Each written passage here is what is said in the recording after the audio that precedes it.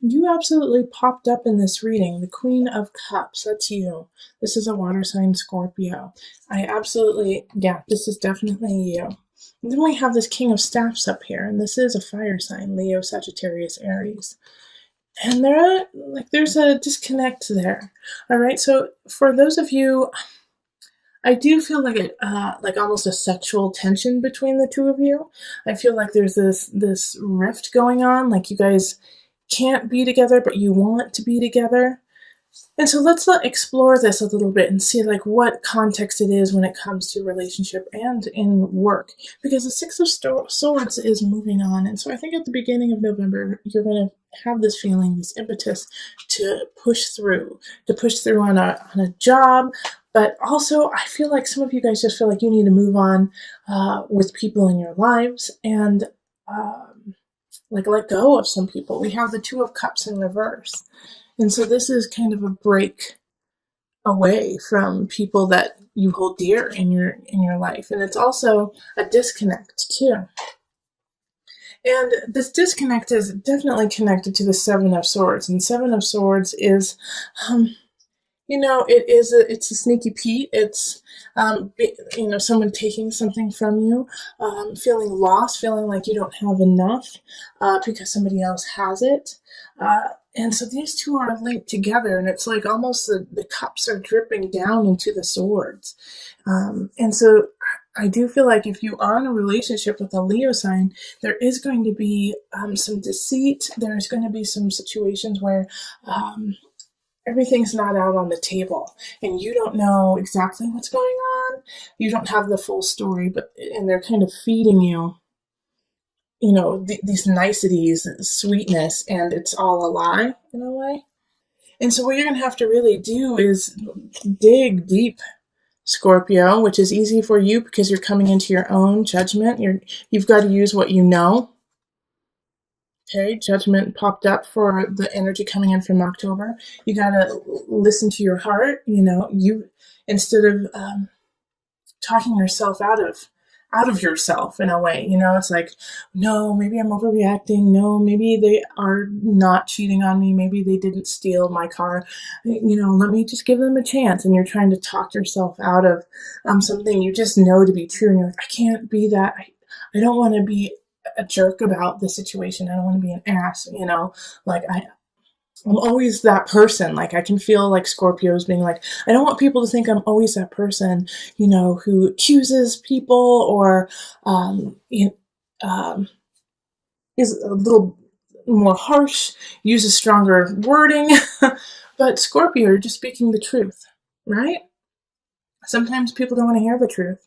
So just speak clearly, speak that tongue, speak the tongue of truth. Because you see something going on and it's right. And the Hermit is like, shine light on that. Shine light on what you know, even though it's going to be hard to say. Because in the Four of Pentacles, it's also here, Four of Pentacles. You're starting to realize that what you wished for, what you wanted out of this situation, and I do feel like it is a love relationship or a very close relationship of some sort that is kind of going wonky.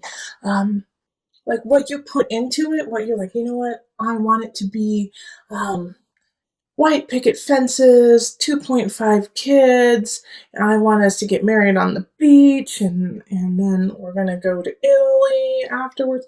Like all of these things that you put on this relationship aren't needed and aren't what's going to make you happy anyways. And so that illusion that you had created with this person, this King of Staves, and even though they're in the upright, like they're doing what they need to, they feel like they're doing just fine.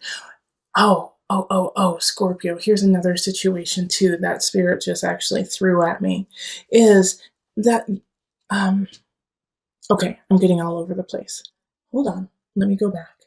So this energy that, that you have put into the relationship of what I want it to be, it won't make you happy.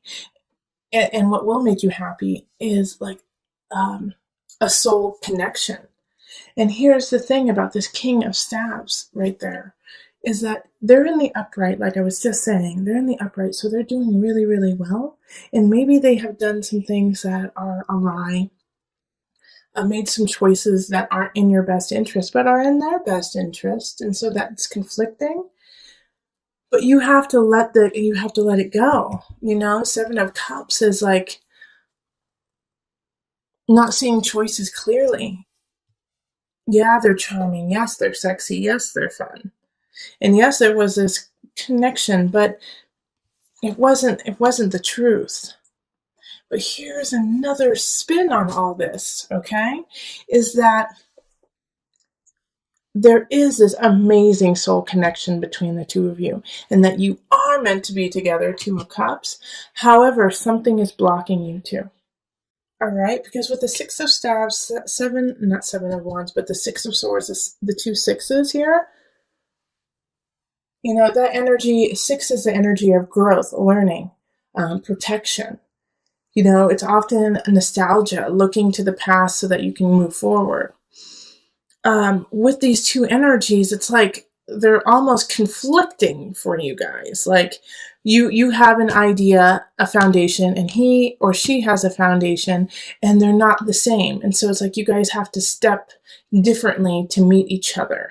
You know what I mean? Like you guys have two different paths, but to step on the same path, it's different levels. Like one of you guys may need to give up where you live, while the other person may need to give up the idea of marriage. That you guys will get married, but you will be together forever. It's like, oh, I'm sorry. I know that I probably sound very confusing to you right now, but there's just like so many different situations going through my head for you that like there's like this block that is definitely there that is not your fault.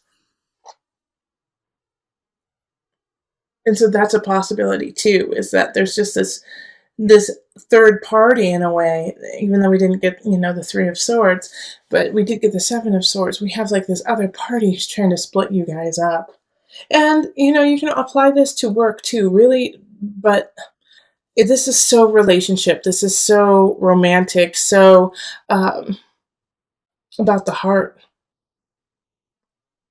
Okay, yeah, but and then we have these two fours here, and that's hard work, achievement, stability, and they're in the reverse, which is really interesting there too, because it's like all the work that you've put into it isn't helping you out because it's just not the right situation. There we go. That's what it is. Okay, so I'm going to pull on the angel cards, Scorpio. Sorry for the interesting helter-skelter reading. Hopefully you gain something from it. It didn't mean to turn into like a love reading, but it definitely was that.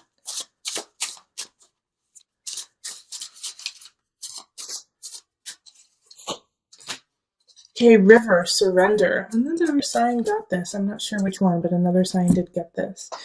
Surrender.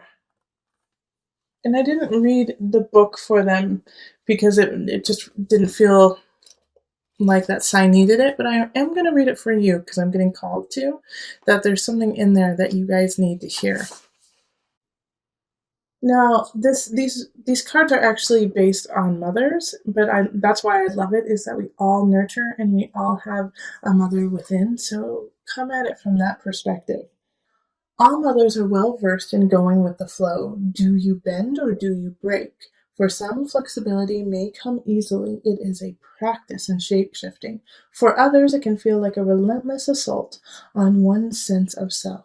If you have chosen River, take stock of your relationship to the laws of surrender. River symbolizes the journey of life, from her birth as a mountain stream until she merges once again with the ocean. River sings a timeless story of movement and change. All right, so I'm going to read just a little blurb, another thing. River's wisdom says to follow the path of least resistance. She flows over rocks and around mountains. She takes the shape of each new landscape she enters, but over time, she also shapes the land. Okay, so that's so... Okay, yeah. Six of Swords is like, let's move on, Scorpio. This relationship is stagnant and you are no longer growing and perpetuating yourself in it.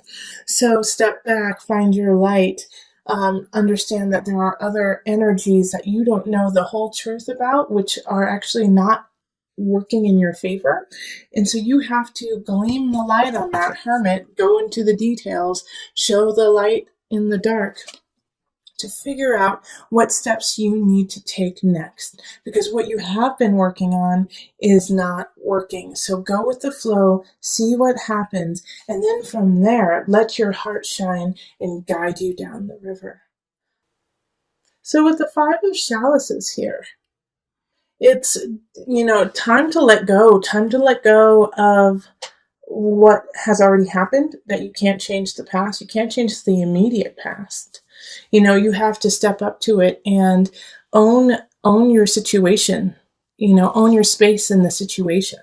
Five of Chalices is saying stop looking at the negative aspects of something going awry, of losing something, but realize what you have remaining and what you have to work with, that you have plenty to work with.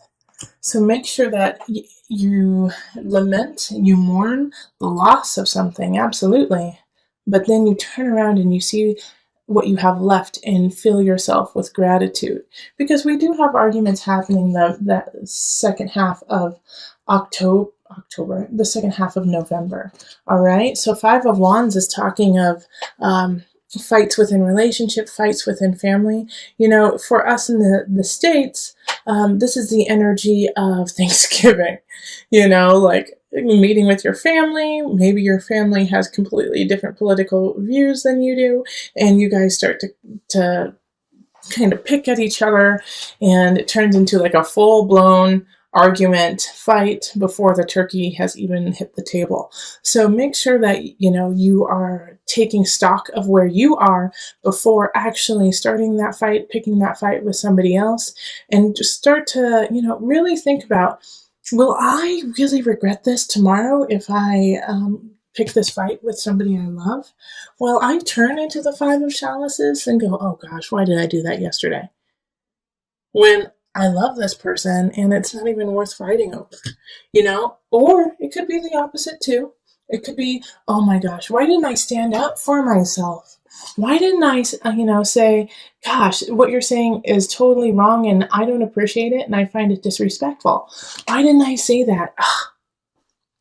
So the Five of Wands is like, pick your battles, choose your battles wisely, because all the battles that you are about to have a meaning and will affect you in the future, and will affect how the other person deals with fights and arguments with you in the future. So pick them wisely. And we have the King of Wands popping up, and they popped up in your November reading too. And this is, a Leo, Sagittarius, Aries. They're still here. And so the connection though, this is with work. So, go back to the November reading after watching this, because I'm going to add on to it right now. The King of Wands energy, like I was saying in the November reading, often has that feeling of relationship for you, has a feeling of love with you. And I think it has to do, it's somebody from work, now that it's coming up in, career work area, that this is somebody that you meet through work, or somebody that you are going to grow your work with. All right. So this is a very important person in your life, especially since they popped up twice now. Okay. So in the November reading, and then again now. So this fire sign has a lot of potential to, create a future with you. And the reason why I say that is the Nine of Chalices right next to it. This is abundance, this is happiness, and this is in the sign of abundance, Scorpio. So Nine of Chalices is feeling really content and happy with how things are in some regards, and with abundance, it could be, financial abundance, it could be emotional abundance, it could be your personal abundance, how you feel about yourself. But there's some aspects in your life that are going really, really well, and it doesn't come without all the work you have already put into it. And the King of Wands sees that. And I think this is why these fights are so frustrating to you when it comes to family and when it comes to relationship in some regards. Because you're like, I am finally feeling comfortable in my own skin. I'm finally feeling like I can take the steps I need to for my life. And then you come in and you like try to strip me down, take away my light, take away who I am. No. And so this is like why the fight I think is actually happening is it's like, for most of you, it will be, I need to stand up for what I have because I'm so grateful to be who I am. Yeah. And the Ten of Swords. This is like, this is power. Power, baby. This is power, Scorpio. Because this is in the mind, body, soul connection. So this is a rebirth. You have to let go of an aspect of yourself. And I really feel like it has to do with what I just said. Is that you're like, no, I am coming into my own. And you may not like it. You may not find it comfortable. But I'm not here to make you comfortable. I'm here to live my truth. And if you find that uncomfortable, then that is a personal problem, not mine. Right, Scorpio? This is where we need to be. And if you're not there, we got to work to get there. And there's a fire sign who has your back. Yeah, Ten of Swords is powerful in mind, body, soul connection. You're releasing some of your own self-doubts, your own worries, so you can come up into your light, shining brightly. That is so awesome. I am going to put a little disclaimer with this because it is the Ten of Swords. Change and growth, they call it growing pains for a reason. So don't back down if you start to get those growing pains, okay? You're just growing. So we're going to call on the angel deck for some added guidance. You are profoundly clairvoyant. Trust what you see in your mind's eye as well as your physical sight, for your spiritual vision helps you with healing, teaching, and guidance. All right.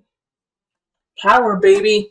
Ten of Swords. You are profoundly clairvoyant. Letting go, rising from the ashes, stronger, better than ever. Listen to your intuition. Listen to your heart, and the body will follow.